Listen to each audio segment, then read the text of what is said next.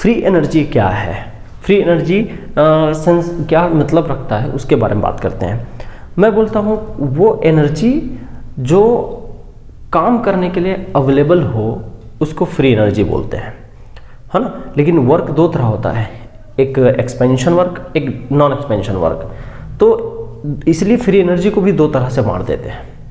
मैं बोलता हूँ कि energy available for do work, for doing work, ऐसा लिख देता हूँ। फ्री एनर्जी क्या है, एनर्जी अवेलेबल फॉर या अवेलेबल टू डू वर्क, लेकिन यहाँ वर्क जो होता है ना वो भी दो तरह का होता है।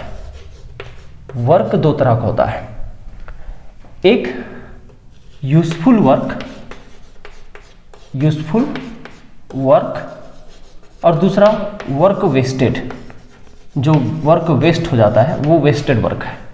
या दूसरे शब्दों में बोल सकते हैं कि एक्सपेंशन और नॉन एक्सपेंशन वर्क। एक नॉन एक्सपेंशन वर्क जिसमें एक्सपेंशन, कंट्रैक्शन इन सब का कोई मतलब नहीं है, और दूसरा है एक्सपेंशन वर्क जिसको मैकेनिकल वर्क भी बोलते हैं, एक्सपेंशन वर्क। तो इस वर्क के वैरायटी को देखते हुए हम लोग क्या करते हैं, फ्री एनर्जी को भी दो भाग में बांटते हैं। मतलब जो फ्री एनर्जी है उसको भी हम दो भाग में डिस्कस करते हैं। फ्री एनर्जी ये दो तरह से डिस्कशन होता है। एक को पहला जो टाइप का जो फ्री एनर्जी है, देखिए वर्क भी दो तरह का है, एक एक्सपेंशन वर्क और दूसरा नॉन एक्सपेंशन, या नॉन एक्सपेंशन फिर एक्सपेंशन। तो एक्सपेंशन नॉन एक्सपेंशन किसको बोलते हैं, हल्का सा मैं बात कर लेता हूँ उस पर। एक्सपेंशन का मतलब होता है जहाँ पर वॉल्यूम चेंज हो रहा हो, इसमें कंप्रेशन भी आ सकता है, लेकिन एक्सपेंशन को एक ले लिए तो कंप्रेशन भी शामिल हो जाएगा। वॉल्यूम चेंज से जो वर्क हो रहा है वो मैकेनिकल वर्क या एक्सपेंशन वर्क करेगा। जिसमें वॉल्यूम चेंज नहीं हो रहा है, जैसे surface work, electrical work, gravitational work, इसमें कोई वॉल्यूम का लेना देना नहीं है, उसको नॉन एक्सपेंशन वर्क बोलते हैं। और एक्चुअल में एक्सपेंशन वर्क के बजाय non expansion work useful work होता है। यही यूजफुल वर्क होता है क्योंकि हमको उसी काम के लिए एनर्जी चाहिए होता है, ठीक है। तो टोटल ये भी होता है ये, लेकिन यूज हो जाता है, ये वेस्ट हो जाता है, सब बोले ये यूजफुल वर्क में आ जाता है। क्या करना है, फ्री एनर्जी को इस बेस पर हम दो भाग में बांटते हैं। एक भाग को बोलते हैं gives free energy, gives free energy, और जो इसको हम लोग कैपिटल जी से शो करते हैं। और जो दूसरा भाग है वो कहलाता है हेल्महोल्ट्ज़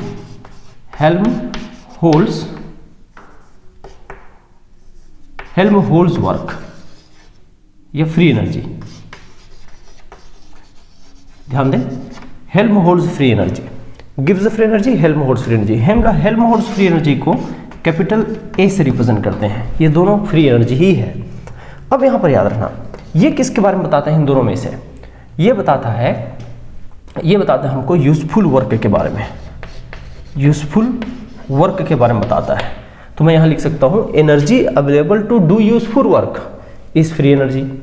ये बताता है हमको टोटल वर्क के बारे में, टोटल वर्क के बारे में बताता है। इसको बोलूँगा energy available to do complete work, चाहे वो यूजफुल हो चाहे अनयूजफुल, टोटल दोनों को मिला के। इसलिए इसका जो एक्सटेंट होता है वो हमेशा ज़्यादा होता है, इसका जो एक्सटेंट है वो हमेशा ज़्यादा होता है। तो यहाँ पर याद रखना कि एक्सपेंशन वर्क, नॉन एक्सपेंशन दोनों मिला के हम लोग इसको हेल्महोल्ट्ज़ फ्री एनर्जी बोल सकते हैं, और ओनली यूजफुल वर्क को, जो नॉन एक्सपेंशन वर्क है, उसको बोल सकते हैं गिव्स फ्री एनर्जी। यही हमको अल्टीमेट निकालना होता है।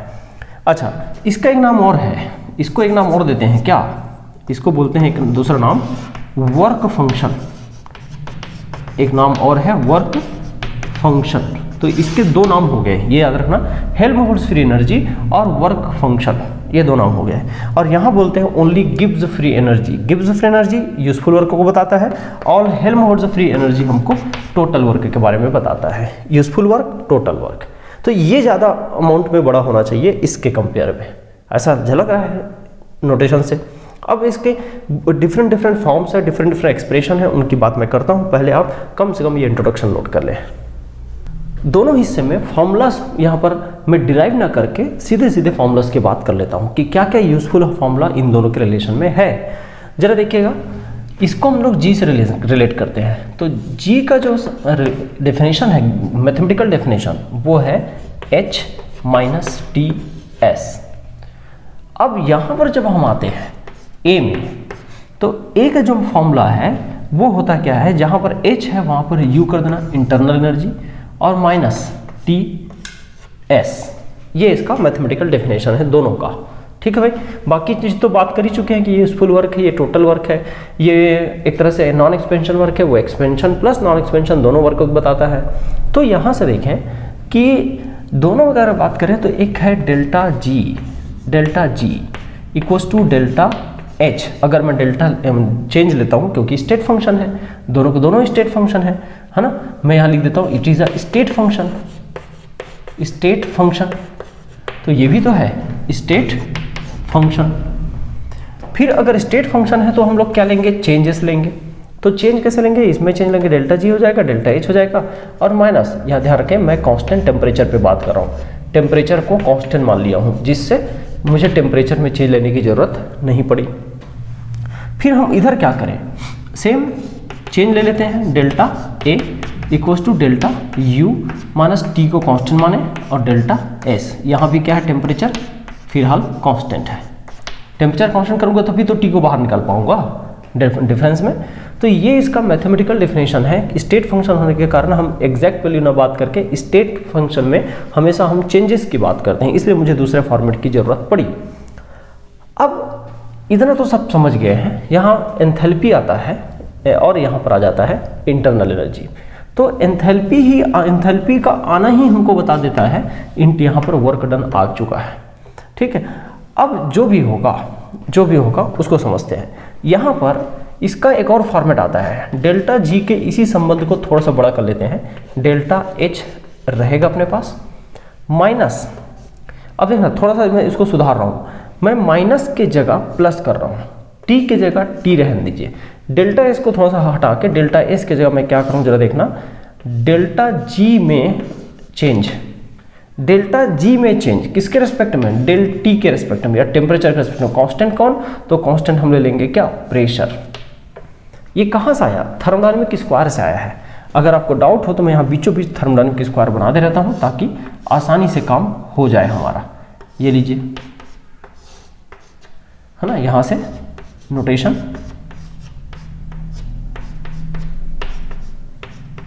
ये लीजिए, ये दोनों के लिए कॉमन आएगा।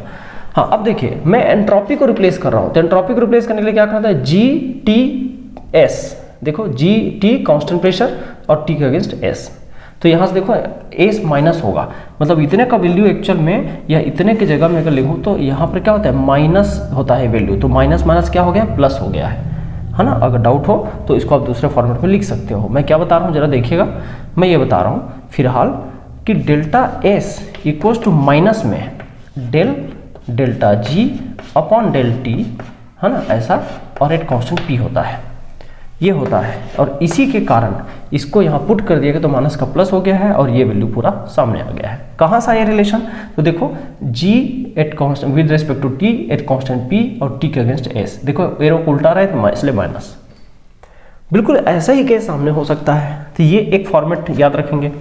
दूसरा फॉर्मेट देखें, इस केस को हम ऐसा भी शो कर सकते हैं, delta A equals to delta U अपनी जगह, माइनस की जगह में, अब देखो माइनस की जगह में प्लस होगा कि नहीं होगा ये हम देख लेंगे अभी इसी रिलेशन से। आप बताइए यहाँ पे क्या डेल्टा एस के जगह में, डेल्टा एस की जगह में अब यहाँ से सोच सकते हैं क्या, जरा देखते हैं, delta A delta A upon, है ना, delta upon del T constant V, और फिर अगेंस्ट में कौन है, एस, ये लीजिए। अब साइन क्या आ जाएगा, नेगेटिव, तो नेगेटिव साइन को जब पुट करेंगे तो यहाँ पॉजिटिव, तो ये टी और इसके जगह पूरा का पूरा delta A upon del T और एट कांस्टेंट वी, ये रिलेशन आ जाएगा। ये हो गया दूसरा इसका रिलेशन। तो आपको याद करने में ज़्यादा दिक्कत नहीं होगा, मैं एक से दूसरे को निकालने के तरीके ही बता रहा हूँ, यह याद करने के तरीके ही बता रहा हूँ, इसको डिराइव नहीं करना है ना, ऐसे शॉर्टकट में जितना सोच सकें सोचें। अब क्या आता है, इतना होने के बाद मैं इस हिस्से को मिटा देता हूँ भाई, इसको आप नोट कर लिए होंगे तो, है ना, ज़रूरत नहीं है, इस हिस्से को मिटा रहा हूँ, क्योंकि ये जगह घेर रहा है। ठीक है भाई, ये लीजिए, ये डायग्राम से दिख रहा है साफ साफ, जरूरत नहीं है पूरा लिखने का। अब मैं वापस आता हूँ नेक्स्ट पार्ट में गिब्स और हेल्महोल्ट्ज साइंटिस्ट ने मिलकर या एक तरह से एक दूसरे के एक ही टॉपिक पर काम करते हुए कुछ इक्वेशन और निकाले, जिसको फर्स्ट फॉर्म और सेकंड फॉर्म बोलते हैं। तो first form of Gibbs Helmholtz equation, Gibbs Helmholtz ना, GH फॉर गिब्स हेल्महोल्ट्ज, दोनों को दोनों फर्स्ट फॉर्म लिखेंगे, फिर सेकंड फॉर्म निकालेंगे।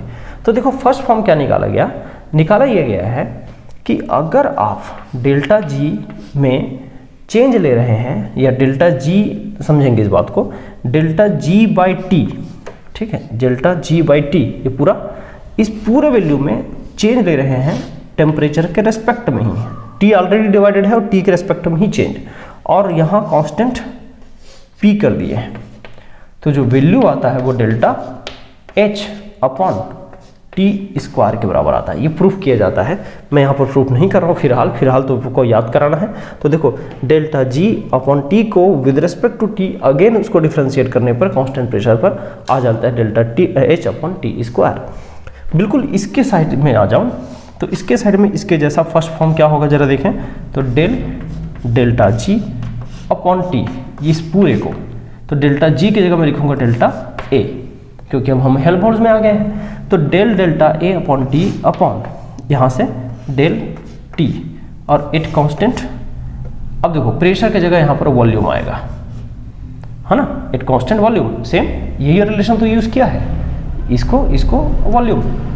तो जो आंसर आता है वो पूरा का पूरा डेल्टा U H की जगह और अपॉन T² के बराबर आता है, ये है। लेकिन दोनों में एक चीज़ और छूट रहा है, यहाँ माइनस साइन लेना, और यहाँ पर भी माइनस साइन लेंगे। ये इसका गिब्स हेल्महोल्ट्ज का फर्स्ट फॉर्म कहलाता है, दोनों फर्स्ट फॉर्म है। लेकिन जो सेकंड फॉर्म आएगा उसको देखो, एक और फॉर्म में यहाँ पर डिस्कस करता हूँ। सेकंड फॉर्म और क्या करेंगे, सेकंड फॉर्म में गिब्स हेल्महोल्ट्ज इक्वेशन का सेकंड फॉर्म देखें, इसको थोड़ा सा और मॉडिफाई करते हैं। कैसे करना है, ये थोड़ा सा और टफ किया जा रहा है ना, उस समय देखेंगे कैसे। मैं चाह रहा हूँ कि T हट जाए, तो T हट जाए तो उसके लिए आपको करना क्या पड़ेगा, डेल G/T, इतने को ध्यान रखेंगे 1/T के रेस्पेक्ट में डिफ्रेंशिएट करना पड़ेगा, और बाकी सब सेम रहेगा। तो यहाँ से T हट के केवल और केवल बच जाएगा H, डेल्टा H। जब हम राइट साइड में चलते हैं सेम चीज को उठा के, तो जरा देखो इक्वेशन कैसे बनेगा। यहाँ से डेल, अब यहाँ डेल्टा A/T, इसको यहाँ पर डेल 1/T के रेस्पेक्ट में करेंगे डिफ्रेंशिएशन, तो और कांस्टेंट वॉल्यूम रहेगा इक्वल्स टू, जैसे यहाँ डेल्टा H आया वैसे ही यहाँ डेल्टा U आता है। ये लो भाई, इस तीन फॉर्मूला को बहुत अच्छे से आपको याद रखना है, बहुत अच्छे से याद रखना है। कैसे बहुत अच्छे से याद रखना है, मैं आपको वापस याद दिलाता हूँ क्या क्या है। तीन फॉर्मेट, चार टोटल देखा जाए तो हमने 4 फॉर्मेट लिखा है ना, 4-5 भी लिखे हैं। पहले यहाँ से ये देखें, एक फॉर्मेट, दूसरा फॉर्मेट, और फिर ये तीसरा फॉर्मेट हुआ, ये चौथा फॉर्मेट, और ये पांचवा फॉर्मेट। टोटल 5 इक्वेशन है हमारे पास। बहुत इजी है। मैं अगर बात करूं यहाँ से यहाँ आने के लिए, अगर ये एक हिस्सा याद है तो भी दूसरा काम हो जाएगा। G के जगह में A रिप्लेस करना है, H के जगह में U रिप्लेस करना है, P के जगह में B रिप्लेस करना है। यही 3 चेंजेस बार बार दिखाई पड़ रहा है। ठीक है भाई, अब इतना तो हो गया हमारे पास। क्या करें, है ना, क्या करें देखें। Delta G equals to H minus TS, H को U रिप्लेस कर दो, U बाकी सब same. Delta G equals to delta H minus T del S, same वहाँ। Delta G equals to delta H, इसके जगह माइनस की जगह प्लस हो गया है, और डेल्टा G, इसी के delta G delta T at constant pressure. कहाँ से आया, तो एंट्रोपी को हमने कन्वर्ट किया है। कैसे, delta G T at constant pressure equals to minus S। Minus S खुद भी रिलेशन में होता है, इसलिए माइनस माइनस प्लस हो जाता है। सेम यहाँ पर भी डेल्टा H की जगह डेल्टा U और डेल्टा G की जगह डेल्टा A, बाकी P की जगह V, सेम है लगभग। फिर इस फॉर्मेट में आ जाओ फर्स्ट फॉर्म में। तो फर्स्ट फॉर्म में क्या, डेल्टा G अपॉन T को हम डिफ्रेंशिएट कर रहे हैं T के रिस्पेक्ट में एट कांस्टेंट प्रेशर। तो यहाँ पर जो सॉल्यूशन आ जाता है minus delta H upon T square, ये आ जाता है। अगर आप डेल्टा G की जो इक्वेशन है ना, प्रूफ करना चाहो तो आप कर लेना, मैं नहीं करना चाह रहा हूँ। अगर आप डेल्टा G की इक्वेशन अपने पास ये है इस इक्वेशन को चाह रहे हो कि ऐसा डिफ्रेंशिएट करके, ऐसा मतलब टी से पहले डिवाइड किया जाए और फिर डिफ्रेंशिएट किया टी के रेस्पेक्ट में, तो बचता यही है, टेंशन मतलब बचता यही है पूरा, ठीक है। हाँ, अब यहाँ देखो जी की जगह में हम ए कर दिए हैं, टी के पी की जगह में वी कर दिए हैं और डेल्टा एच की जगह में यू कर दिए, माइनस माइनस दोनों साइड है। फिर दूसरा फॉर्म आता है वो del delta G upon T. अब यहाँ पर डिवाइड में जो टी था उसके 1/t के रेस्पेक्ट में कर देते हैं तो पी हो जाता है। अब यहाँ से देखें पी होने एक कांस्टेंट पी, अब इसको चेंज करोगे तो जी की जगह में ए, 1/t वही है, पी की जगह में वी और डेल्टा एच की जगह में यू, और दोनों में प्लस साइन है, कहने का मतलब कोई माइनस साइन यहाँ नहीं लगाना है। ये लीजिए, तो ये रिलेशन अब पूरा समरी हो गया है इसका, ठीक है। इसको बहुत अच्छे से नोट करिए, ये रिलेशन ही पूछे जाने लायक क्वेश्चन है।